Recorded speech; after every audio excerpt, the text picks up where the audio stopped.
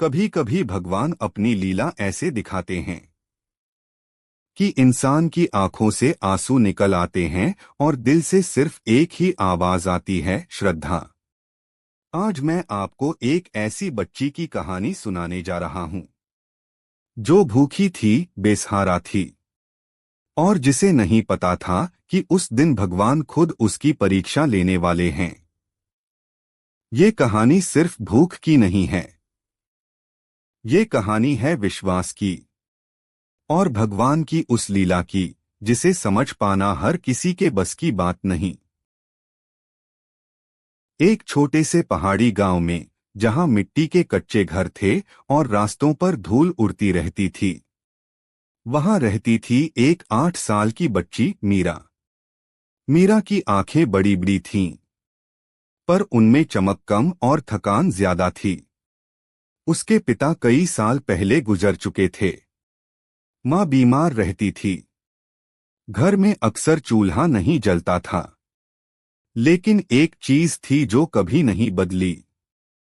हर सुबह वो पास वाले पुराने शिव मंदिर जाती, घंटी बजाती और जोड़कर हाथ खड़ी हो जाती, भोलेनाथ, माँ को ठीक कर दो और आज थोड़ा खाना मिल जाए तो। उस दिन मीरा बहुत कमजोर लग रही थी। 2 दिन से उसने ठीक से कुछ नहीं खाया था। पेट दर्द कर रहा था, पर फिर भी वह मंदिर के बाहर बैठ गई। अंदर आरती हो रही थी। ढोलक की आवाज, घंटियों की गूंज, अगरबत्ती की खुशबू। मीरा बार बार अंदर झांकती, शायद आज प्रसाद मिल जाए। उसने मन ही मन सोचा। एक एक करके लोग बाहर आते रहे। कुछ ने देखा, पर नजर फेर ली। कुछ ने सिक्का डाला, पर खाना नहीं दिया। मीरा ने आंखें बंद कर लीं। भोलेनाथ, क्या आज भी खाली पेट रहना पड़ेगा?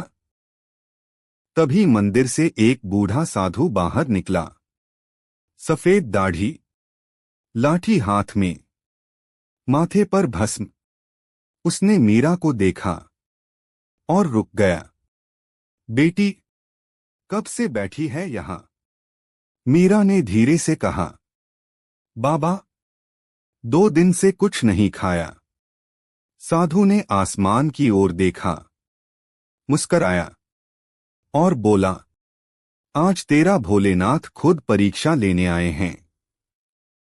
साधु अंदर गया। कुछ देर बाद वह थाली लेकर लौटा। गरम खिचड़ी, रोटी और थोड़ा सा गुड़। मीरा की आंखें भर आईं। ये सब मेरे लिए? हाँ बेटी, भगवान ने भेजा है।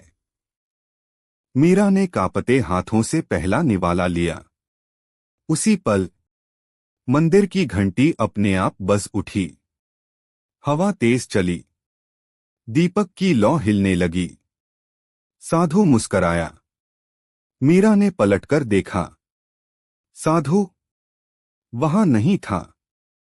सिर्फ उसकी लाठी जमीन पर रखी थी और पास ही शिवलिंग पर फूल गिर पड़े थे। मीरा डर गई। बाबा। अगले दिन गांव में बात फैल गई। मीरा को खुद भगवान ने खाना दिया। कुछ हंसे, कुछ ने मजाक उड़ाया, पर मंदिर के पुजारी चुप हो गए। उन्होंने कहा, कल रात शिवलिंग पर जो फूल चढ़े थे वो किसी ने नहीं रखे। उस दिन के बाद मीरा की किस्मत धीरे धीरे बदलने लगी। एक सेठ ने उसकी मां का इलाज करवाया। एक स्कूल मास्टर ने मीरा को पढ़ने भेजा। मंदिर में रोज भंडारा होने लगा। मीरा हर दिन भगवान को प्रणाम करती। भोलेनाथ, धन्यवाद। 20 साल बीत गए। वही मीरा अब बड़ी हो चुकी थी, शिक्षित थी, सेवा में लगी थी। वह उसी मंदिर में रोज गरीबों को खाना खिलाती और कहती, भगवान भूखों को भूलते नहीं, वो किसी न किसी के रूप में जरूर आते हैं। उस दिन मीरा ने आसमान की ओर देखा। आंखों में आंसू थे, लेकिन इस बार वो भूख के नहीं, विश्वास के आंसू थे। उसे समझ आ गया था, भगवान मंदिर की मूर्तियों में कैद नहीं हैं, वो हर उस दिल में बसते हैं जो किसी भूखे को रोटी देता है। शायद उस दिन साधु सच में भोलेनाथ ही थे, या शायद भगवान ने किसी इंसान का दिल पिघला दिया था। मीरा ने हाथ जोड़कर कहा, भोलेनाथ, अगर आप सच में आए थे तो अब मुझे भी किसी के लिए आपका जरिया बना देना।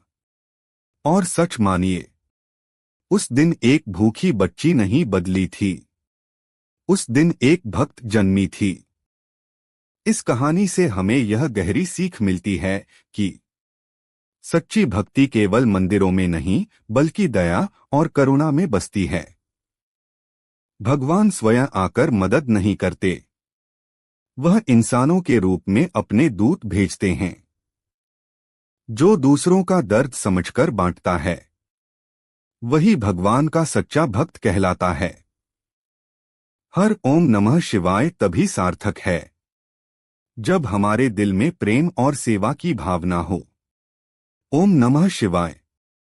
अगर इस कहानी ने आपके दिल को छुआ हो तो इसे जरूर शेयर करें, हमारे चैनल को सब्सक्राइब करें और कमेंट में श्रद्धा से लिखें ओम नमः शिवाय।